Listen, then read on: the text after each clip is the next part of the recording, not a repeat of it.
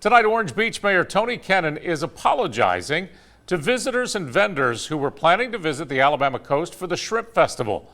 The Gulf Shores-based event canceled yesterday over COVID concerns just 28 days before it was set to begin. The Shrimp Festival draws more than 250,000 people to the four-day event each year. Kennon says his city is trying to put together a scaled-down festival to accommodate tourists and vendors who were heading to Gulf Shores.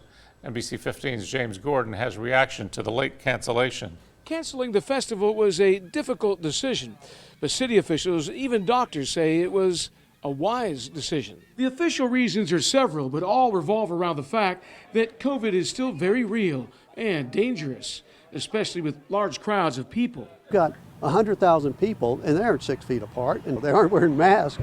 Then I predict we're going to have another upswing.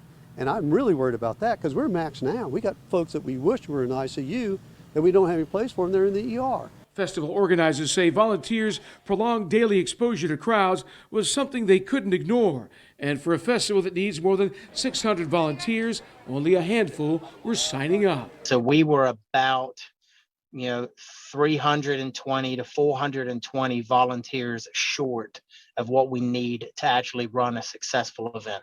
We also took into account potential risk and the possible health implications for our first responders. Vacation rental companies report bookings for this year's festival at 80% occupancy, and renters will not be allowed to get their money back since the announcement to cancel the festival is outside the 30-day cancellation period.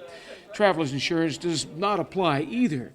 Meantime, vacation rental companies say last year the same weekend ended up being one of the best weekends, with 97% of units occupied, even without the Shrimp Festival. Festival organizers say canceling the event was done out of concern for others.